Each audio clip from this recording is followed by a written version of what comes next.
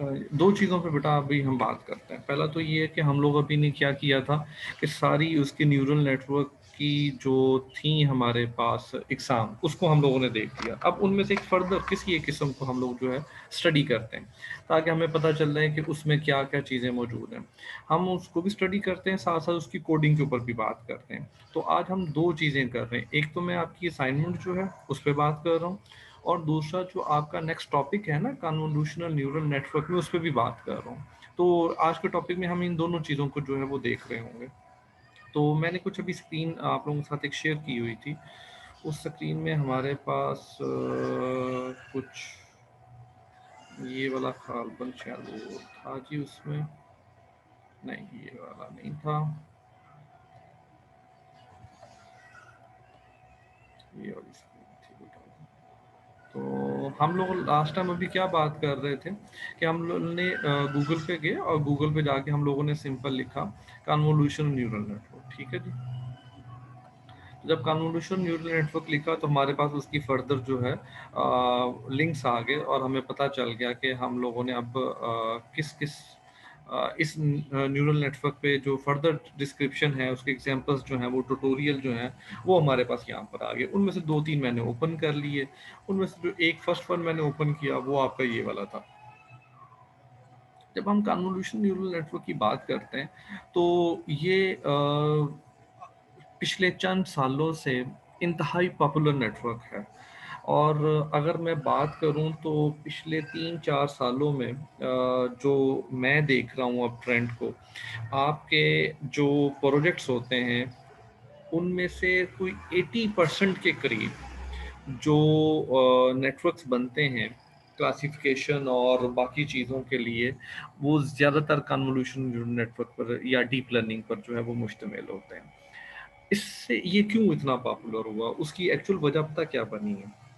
हमें पहले क्या करना पड़ता था कि जब भी कोई डाटा सेट लेते थे तो उस डाटा सेट में से फीचर्स हमें कुछ लेने पड़ते थे। मिसाल के तौर पर आप लोगों को लास्ट टाइम एक डाटा सेट दिखाया गया आयरिस का, ठीक है, जो जिस पर हम लोगों ने लास्ट न्यूरल नेटवर्क को ट्रेन भी किया था। अगर आप उसमें देखो तो क्या था, मुख्तलिफ फूलों के और जो मुख्तलिफ इलाकों के जो फूल थे, उनकी पत्तियों को और उनके स्टिग्मा को जो है लेंथ और विड्थ को नापा गया था, और नापने के बाद उसकी वैल्यू लिखी गई है। तो वो क्या किया जा रहा है, उस फूल के फीचर्स को जो है वो इकट्ठा किया जा रहा था। और वो जब वो बहुत सारे फूलों के फीचर्स हम लोगों ने इकट्ठे कर लिए तो वो हमारा डाटा सेट तैयार हो गया। वो डाटा सेट फिर हम लोगों ने आगे फर्दर जो है अपने न्यूरल नेटवर्क को दिया। तो ये बड़ा मुश्किल काम था कि आप कई फूल लेते, फिर उनकी हर फूल के मखसूस फीचर्स जो है उनको निकालते, और उनको फिर एक जगह पे इकट्ठा करके लिखते जाते। हेक्टिक काम है। अगर आप उसमें देखो तो सिर्फ चंद 100 फूल हैं, कोई इतने ज़्यादा फूल नहीं है। लेकिन अब हमारे पास क्या होता है कि with the passage of time data बहुत ज़्यादा होता जा रहा है, और आप अपने न्यूरल नेटवर्क को जितने ज़्यादा अच्छे डाटे के ऊपर ट्रेन करोगे वो उतनी अच्छी प्रोडिक्शन करेगा। अब ज़्यादा डाटा जनरेट करना भी एक काम था, इसलिए फिर क्या किया गया, अब ज़्यादा डाटा जनरेट करने की जो क्या, क्यों ना हम कोई न्यूरल नेटवर्क ऐसा बनाते हैं जो कि डाटा भी खुद जनरेट करे। डाटा जनरेट करने से मतलब कि उसके फीचर्स खुद निकाले, ठीक है। जैसे अभी हम लोगों ने आईरिस के जो फीचर्स हर फूल के निकाले थे, वो किसी नेटवर्क ने नहीं निकाले हुए, वो खुद निकाले गए हैं। खुद आप लोगों ने उसकी हर एक फूल की पत्ती को, उसके स्टिग्मा को, उसकी नापा है। नापने के बाद आपने उसकी पैमाइश करने के बाद आपने उसको जो है लिखा है। अब वही काम आप कहते हैं क्यों ना हम किसी एक नेटवर्क के जिम्मे डाल दें। तो कन्वोल्यूशन न्यूरल नेटवर्क इसलिए मशहूर हो गया। ये क्या करते हैं, ये फीचर्स भी खुद ही निकाल लेते हैं।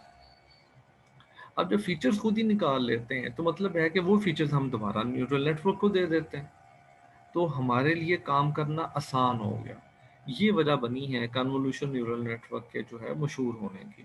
अच्छा, इसके साथ इन्होंने कुछ और टर्मिनोलॉजीज, कुछ और चीज़ों पे भी काम किया है। अम, हम अच्छा, ये कुछ चीज़ें जो हैं ये आप लोग अब ज़रा खुद पढ़ लीजिएगा। मैं अगर आप कहते हैं तो यही सेम लिंक मैं आप लोगों के शेयर भी कर देता हूँ। अच्छा जी, तो यहाँ पे जो इसकी कुछ ज़रूरी चीज़ें हैं वो मैं आपको बताता हूँ। पहली तो बात, हम जब फीचर्स निकालते हैं तो बेटा उसमें हम ना एज निकालते हैं। अब ये तो ज़्यादातर चूँकि इमेज प्रोसेसिंग और कंप्यूटर विजन के लिए इस्तेमाल होता है, और इसलिए इसकी जो एग्जांपल्स हमें यहाँ पे मिल रही है वो इसी तरीके की मिल रही है। तो जब हम लाइन निकाल लेते हैं तो लाइन से हमें पता चल जाता है कि उसके फीचर्स कहाँ पर हैं। अच्छा जी, अब इसमें कुछ चीज़ें जो यहाँ पे यूज़ हो रही हैं, पहली बात तो आ गई ये वाली जी। 3 चैनल्स होते हैं। आपके जो इमेज होता है, उस इमेज के कितने चैनल्स होते हैं? 3 चैनल। अगर ये एक तस्वीर है, इस तस्वीर में बेसिकली एक जो पहले मैट्रिक्स है वो आपकी है रेड की, फिर ग्रीन की, फिर ब्लू की। अब इसको अगर टेक्निकली मैं मज़ीद आपसे बात करूँ, तो आप लोगों ने एक 3 डायमेंशन अरे बनाई हुई है। 3 डायमेंशन अरे बनाई हुई है। अब इस इमेज का साइज़ मैं कहता हूँ कि है जी 25 बाय 25।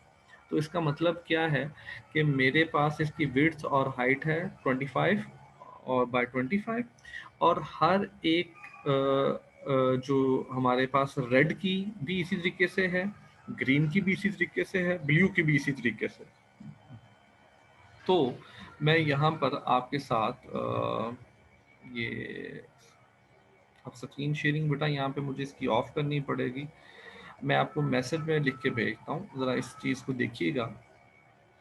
तो हम लोगों ने एक अरे बनाई, उस मैं अगर आपको सी में कोड लिख के दे रहा हूँ क्योंकि सी के कोड से आपकी वाकफियत है। टीचर अरे 25 25 3, ठीक है बेटा। अब इसका मतलब क्या है कि मेरे पास 25 बाय 25 की जो है वो टोटल 3 अरेज हैं। पहली अरे किसके लिए है? रेड के लिए, दूसरी ग्रीन के लिए, और तीसरी ब्लू के लिए। आपका हर एक इमेज जो है वो जो भी आपका आरजीबी इमेजेस होते हैं उनकी यही तरतीब होती है, रेड, ग्रीन और ब्लू। ठीक है। तो ये जो अभी आपके सामने आ रहा है नज़र आपको कि ये 3 चैनल वो कह रहे हैं, वो 3 चैनल से मतलब ये है कि पहले एक जो है ये रेड की, इसमें जो भी डाटा है वो किसके हवाले से है? रेड कलर के हवाले से। दूसरा जो है उसमें ग्रीन के हवाले से डाटा है, और तीसरा जो है उसमें आपके ब्लू के हवाले से डाटा है। तो यहाँ तक बेटा अगर आप कोई बात पूछना चाहते हैं तो पूछ सकते हैं। आपकी हर जो तस्वीर होती है वो 3 डायमेंशन अरे होती है। अब उसमें 3 डायमेंशन अरे क्यों? क्योंकि अगर देखें तो ये एक पिक्सल है, ठीक है। अब इस एक पिक्सल की वैल्यू जो है वो 0 से लेके 255 के दरमियान है, ठीक है। हर पिक्सल की जो वैल्यू होती है वो 0 से लेके 255 के दरमियान दरमियान होती है। सबसे हाईएस्ट वैल्यू 255 है, सबसे लोएस्ट वैल्यू इसकी 0 है। और इसी तरीके से आप लोगों ने हर एक पिक्सल की वैल्यू जो है वो रेड में उसकी क्या आती है, ग्रीन में क्या आती है, ब्लू में क्या आती है, वो आप लोग लिख लेते हैं। क्योंकि ये हमारे जो कलर हैं ये बेसिक कलर हैं। ये तीनों कलर मिल के एक ख़ास रेशो से जब मिलते हैं तो हम हर एक कलर बना सकते हैं। इनकी दुनिया के जितनी भी कलर्स की आप बात करते हैं, ठीक है, वो क्या है? इन बेसिक्स कलर्स का कॉम्बिनेशन है। एक ख़ास तादाद से रेड, एक ख़ास तादाद से ग्रीन, एक ख़ास तादाद से ब्लू, इनको जब हम आपस में मिक्स करते हैं तो वो कलर बन जाता है। इसलिए आपका हर कलर, हर इमेज जो है वो 3 डायमेंशन अरे होता है। ये जो बेसिक्स कलर्स की है बात, इनमें से आरजीबी भी आपके बेसिक्स कलर्स में शामिल होते हैं। ये बेसिकली मॉडल्स कहलाते हैं। आरजीबी मॉडल है ये। इसी तरीके से और भी मॉडल्स हैं और उनके बेसिक्स कलर भी उसी तरतीब से हैं, लेकिन ज़्यादातर हम जो है वो कंप्यूटर साइंस में आरजीबी पे ज़्यादा काम कर रहे होते हैं। अच्छा, दूसरी बात जो अब इसमें बात कर रहे थे, मैंने शुरू में भी आपको वो बात की, वो थी एज डिटेक्शन के ऊपर। एज डिटेक्शन क्या होती है? अगर आप देखें कि ये कुछ इमेजेस का डाटा है जिसमें 55 आ रहा है, और कुछ ये इमेज है जिसमें 00 आ रहा है। इसका मतलब क्या है कि यहाँ पर इस जगह पर जाकर, जैसे जो कि भी मेरा माउस के बिल्कुल नीचे है, यहाँ पे मतलब है कि आपको कोई ना कोई एक लाइन नज़र आ रही होगी, और उस लाइन के बाद का कलर कुछ और है और उसके पहले वाला कलर कुछ और है, ठीक है। अब ये लाइंस क्यों हम बनाते हैं, ये पूरी एक इसकी पीछे थ्योरी है जो कि हम इमेज प्रोसेसिंग के कोर्स में पढ़ते हैं। और इमेज प्रोसेसिंग का ही कोर्स एक्सटेंड जब होता है तो हम उसे कंप्यूटर विजन कह देते हैं।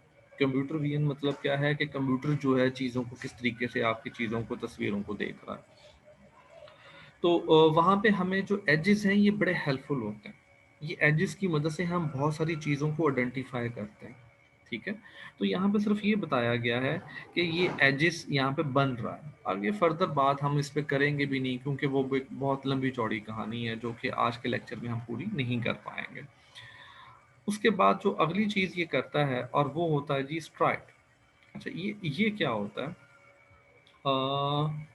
इसमें ये तस्वीर भी एक सामने आपके चल रही है, ज़रा इसको देखिएगा।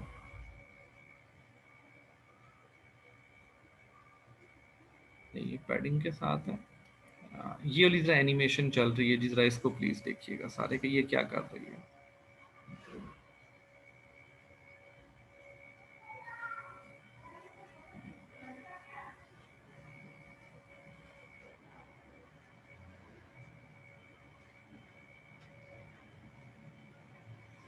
ठीक है जी, समझ में आया ये क्या कर रहा था?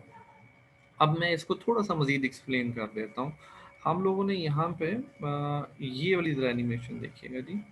ये क्या कर रहा है कि इस पूरे ब्लॉक में से पहले एक वैल्यू को पिक करता है, फिर अगले ब्लॉक में से, फिर उससे अगले ब्लॉक को। ये एक्चुअली हम लोग कर क्या रहे हैं, ये वाली बात कर रहे हैं कि ये जो नीचे वाला इमेज है वो आपका ये वाला है, और ये जो ऊपर वाला आपको इमेज नज़र आ रहा है वो बेसिकली ये वाला है। ठीक है, इसे हम कहते हैं बेसिकली फिल्टर भी कहते हैं। ठीक है, अब ये कर क्या रहा है कि हम इसको आपस में कन्वोल्यूशन कर रहे हैं। कन्वोल्यूशन का मतलब क्या, बेसिकली मल्टीप्लाई कर रहे हैं। इसको सिंपल मल्टीप्लाई इसलिए नहीं कहते हैं क्योंकि मल्टीप्लाई के रूल्स और है, यहाँ पे वो रूल्स फॉलो नहीं किए जा रहे होते हैं। रूल्स तो ये होता है ना कि रो को कॉलम के साथ मल्टीप्लाई कुछ इस तरह करके उसके रूल्स हैं। यहाँ पे चूंकि उस रूल को फॉलो नहीं किया जा रहा होता, इसका मतलब ये होता है कि आप अगर मैं इस ब्लॉक की बात करता हूँ, इस ब्लॉक को आप सपोज करो कि मैंने इसके बिल्कुल ऊपर रखा है, इस वाले ब्लॉक के बिल्कुल ऊपर रखा है, तो मतलब क्या है कि 1 यहाँ पर 5 के ऊपर है, ये वाला जो 0 है ये इस 5 के ऊपर है, और ये वाला जो -1 है ये इस 5 के ऊपर है। ये वाली बात हुई ना।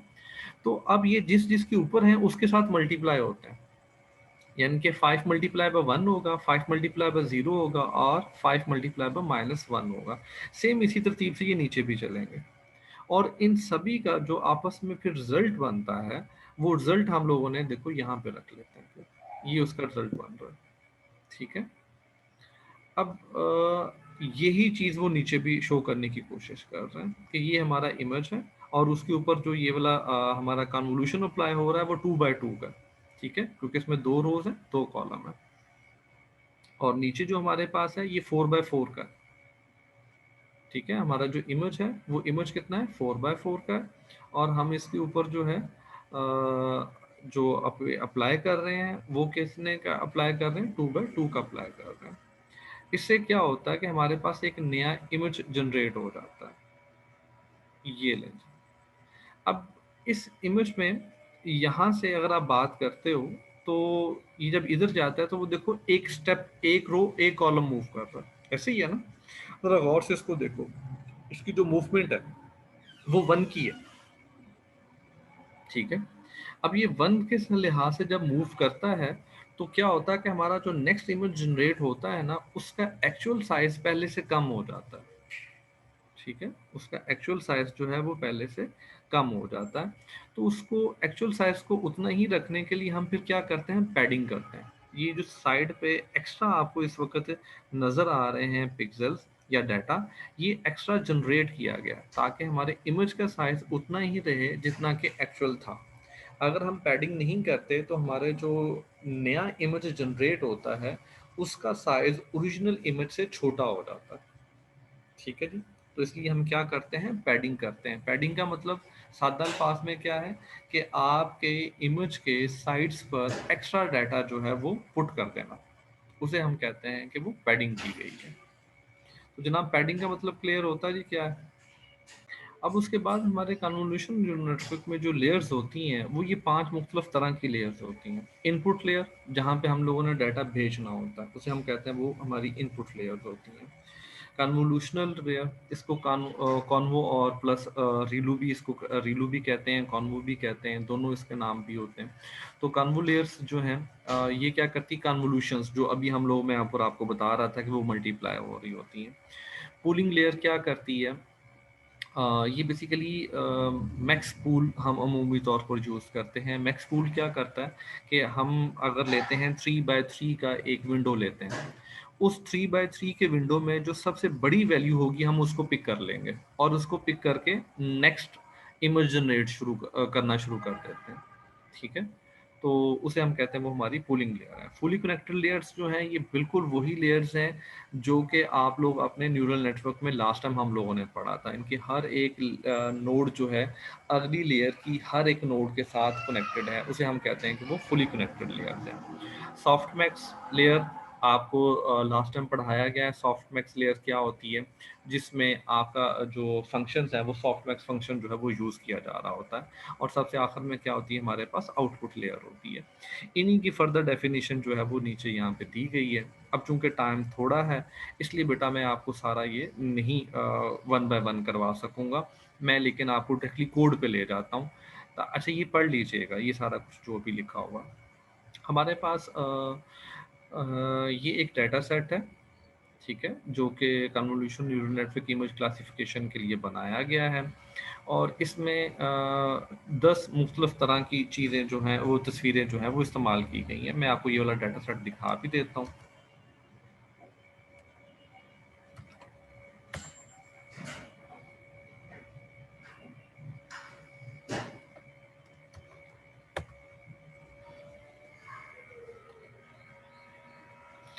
ठीक है जी, ये उसकी, ये नहीं जी। तो इस तरह की इसमें इमेजेस हैं, एरोप्लेन की इमेजेस हैं, ऑटोमोबाइल्स के इमेजेस हैं, बर्ड्स के इमेजेस हैं, कैट के हैं, डेयर के हैं, डॉग के हैं। इस तरीके से करके जो है इसमें 10 जो है वो क्लासेस हैं। ये अब ये क्लास है, एरोप्लेन एक क्लास है और उसके हवाले से ये इमेजेस हैं। ये दूसरी क्लास है, ये तीसरी क्लास है। तो इन क्लासेस के हवाले से इसमें इमेजेस जो हैं वो मौजूद हैं। अब ये वाला जो डाटा सेट है वो यहाँ पे इस्तेमाल किया गया है। ठीक है, ये वो 10 क्लासेस यहाँ पे लिख भी दी गई हैं उन्होंने। ठीक है, अब ये करना क्या है, अब इसमें जो टोटल है 5000 ट्रेनिंग के इमेजेस हैं और 10,000 टेस्टिंग के लिए दिए गए हैं। हम जब ट्रेनिंग और टेस्टिंग के लिए डाटा जो है वो अलग-अलग रखते हैं। ठीक है, और हर एक इमेज का जो साइज है वो कितना है, 32 बाय 3। इसका मतलब क्या है कि हर इमेज 32 बाय 32 का है और हर इमेज के जो है वो 3 चैनल है। अब ये वाली बात हम ऊपर भी कर रहे थे कि हमारा जितने भी कलर्ड इमेज होते हैं वो 3 डायमेंशन होते हैं और हर एक जो हमारे पास इमेज है उसका साइज कितना है, 32 बाय 32 है। तो यहाँ तक बेटा बात क्लियर हुई जी।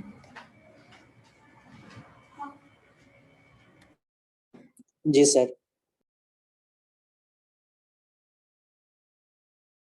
तो अब ये हम लोग क्लासिफिकेशन करना चाह रहे हैं। क्लासिफिकेशन का मतलब क्या है कि हम उसको एक इमेज देते हैं जो कि टेस्ट इमेज है। वो टेस्ट इन 10 क्लासेस में से किसी एक क्लास के हवाले से होगा और हमारा जो नेटवर्क है वो हमें बताएगा कि ये जो तस्वीर आपने दी है ये किसकी है, ये डेयर की है, ये एरोप्लेन की है, ये कैट की है, ये किसकी है। तो वो क्लासीफाई करेगा उसको। तो ये हमारे लिए जो है वो काम है। अब इसके लिए बेटा आप लोग कोलैब यूज़ कर सकते हो।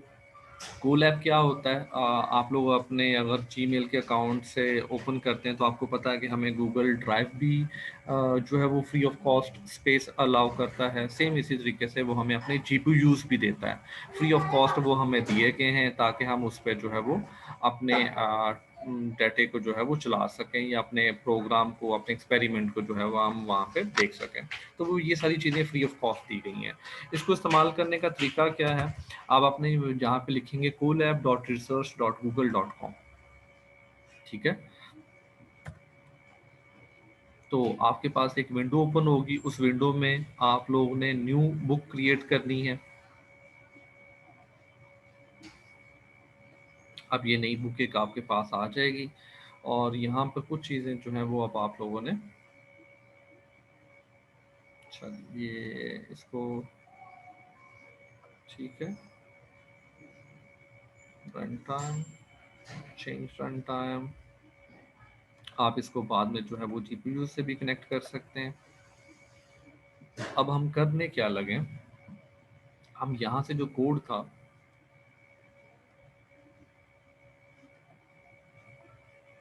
हम अपने कोड को जो है बेटा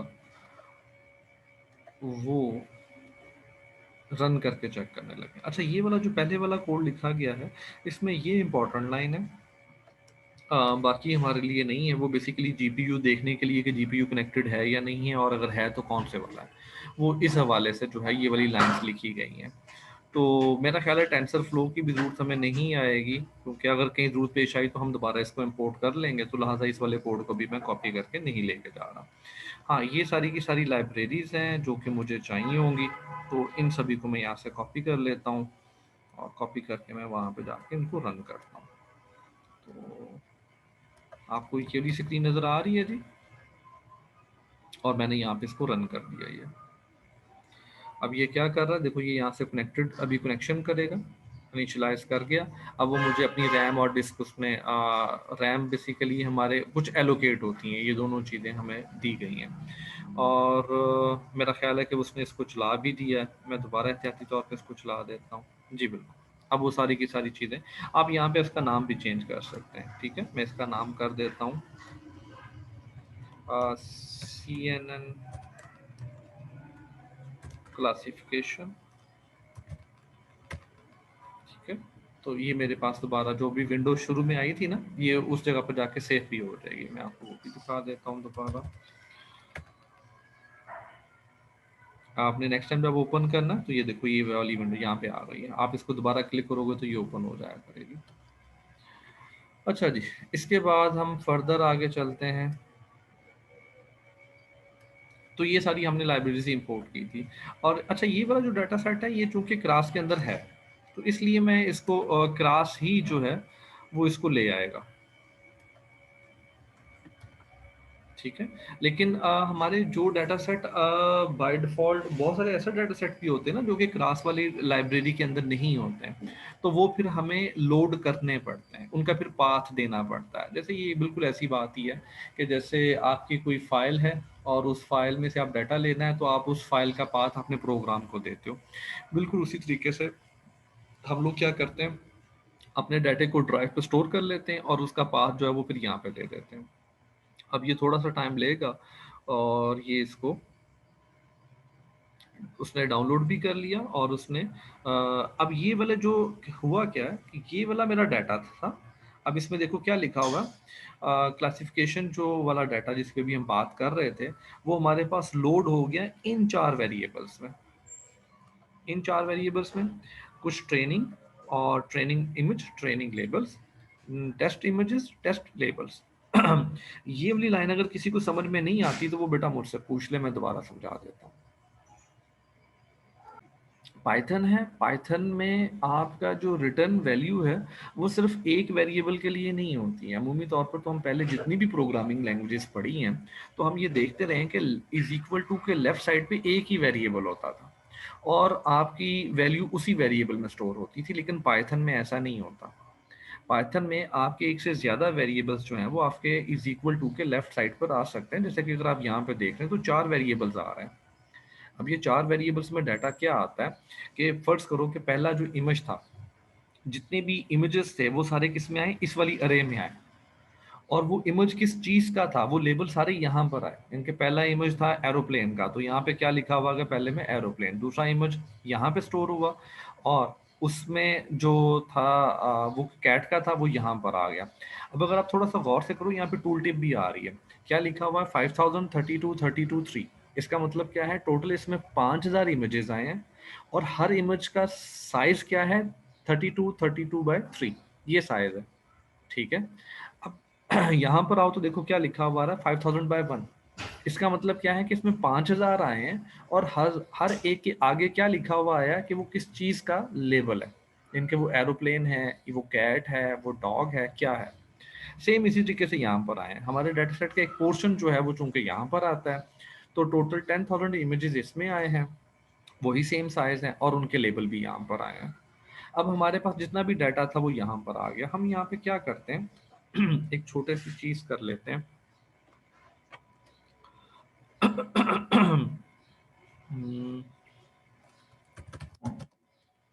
print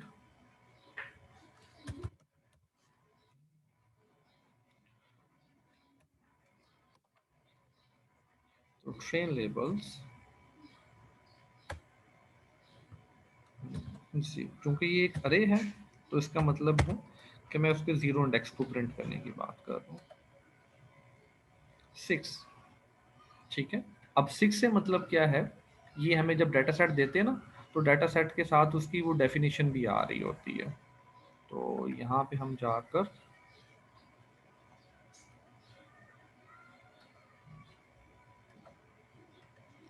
सिक्स किसके लिए था जी? 0 1 2 3 4 5 6, इसका मतलब ये फ्रॉक का होगा, ठीक है।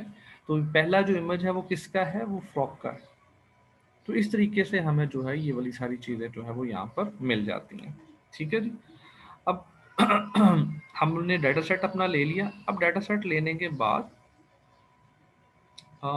ये कुछ कोड है, ये मैं इसको वहाँ पे ले भी जाता हूँ और आपको फिर चला के दिखाने के बाद मैं इनको समझा भी देता हूँ।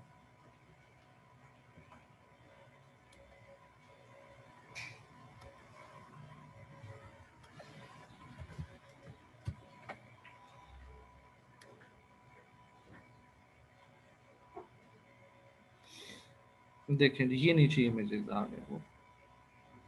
अब ये कोड क्या लिखा हुआ था, हम इस कोड को भी समझते हैं।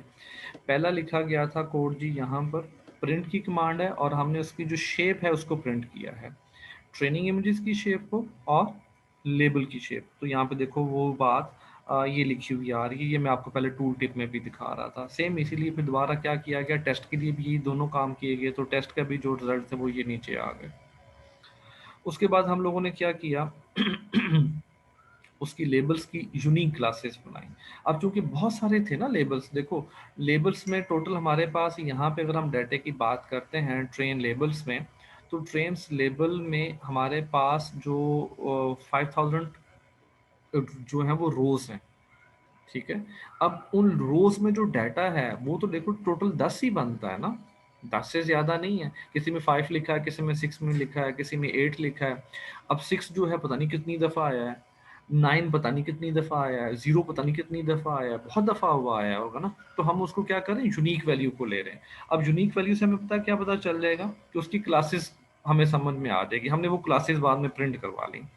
जब क्लासेस को नीचे हम लोगों ने प्रिंट करवाया तो ये देखो वो आ गया कि हमारे पास आउटपुट क्लासेस, ये जो इस लाइन को देखिएगा, एन क्लासेस में क्या है, नंबर ऑफ क्लासेस है। तो नंबर ऑफ क्लासेस हमारे पास कितनी है, 10 है, ठीक है। और हमने उसकी चूंकि एक अरे बनाई है, उस अरे में यूनिक वैल्यूज आ गई है, वो कहाँ से कहाँ तक है, 0 से लेकर 9 तक है। तो यहाँ तक भी बात समझ में आती है जी हम क्या बात कर रहे हैं। किसी को कोई इशू है तो बता दे जी। नो सर, क्लियर है सर। इसके बाद उसके बाद क्या किया गया, हम लोग एक फिगर को प्रिंट करवाना चाह रहे हैं, तो हम लोगों ने फिगर का साइज दे दिया है कि 4/2 की जो है वो तस्वीर होगी। और यहाँ पर जाके हम लोगों ने फिर सिंपल क्या किया है कि उसको प्रिंट करवाया है। ये जो दो हैं ये प्रिंटिंग के लिए इस्तेमाल हुई हैं। ये वाले जो दो कोड के ब्लॉक हैं उसकी वजह से ये नीचे दो तस्वीरें हैं हमारे पास वो आ गई हैं, ठीक है जी। यहाँ तक भी बात क्लियर होती है।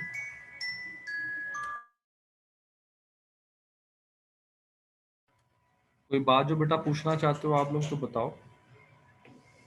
सर ये इमेज वाला कोड जो है ना, इसको थोड़ा सा एक्सप्लेन कर दें, इमेज कैसे प्रिंट हो रही है जो फंक्शन। अच्छा ये जो लिखा होता है ना सब प्लॉट 1 to 1, इसका मतलब इसी पता क्या होता है ये इसको कुछ मैं यूँ समझा देता हूँ।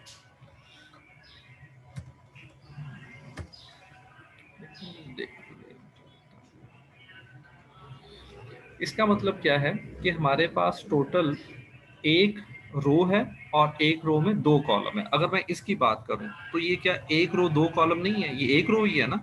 इसमें एक ये कॉलम है, एक ये वाला कॉलम है। ये जी बात समझ सर। में आती है। जी सर। इसमें से अगर मैं इस ए की बात करूं तो इसको मैं क्या कह रहा हूं, ये 1 है, ठीक है। और अगर इसकी जी बात सर। करूं तो ये क्या, ये 2 है। तो अगर आप गौर करो, ये वाली लाइन और ये वाली लाइन दोनों में फर्क समझ में आ गया। जी सर। तो मैं उसको इमेज की पोजीशन बता रहा हूँ कि मैंने अगर दो चूंकि प्रिंट करवाने हैं, तो जो अभी प्रिंट करने जा रहे हो उसकी पोजीशन क्या है, वो बेसिकली सब प्लॉट के थ्रू बताई जा रही है। ये इकट्ठा भी लिख सकते हो जैसे इसने लिखा हुआ, और ऐसे भी लिख सकते हो जैसे कि अभी मैंने उसको कॉमा डाल के बताया। ये दोनों सेम काम करेंगे, दोनों को कोई फर्क नहीं है, ठीक है। तो पहली लाइन क्लियर होती है जी, सब प्लॉट वाली। सब प्लॉट क्या करता जी है, सर। उसकी पोजीशन बता रहा होता है कि आपने जो इमेज प्रिंट करना है वो किस पोजीशन पे जाके प्रिंट करना है। उसके बाद हम फिर कहते हैं कि उस प्रिंट शो करो।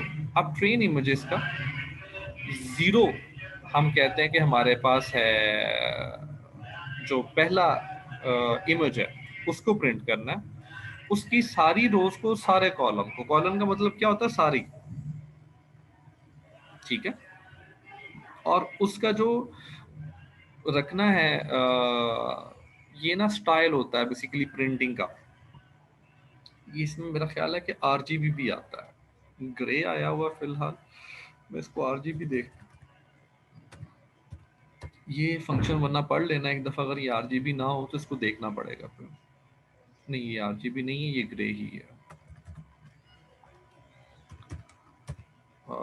ये नहीं, ये चैनल्स होते हैं बेसिकली। तो यहाँ पे हमने उसको शो किया, ठीक है, और उसको बताया कि कौन सा इमेज शो करना है।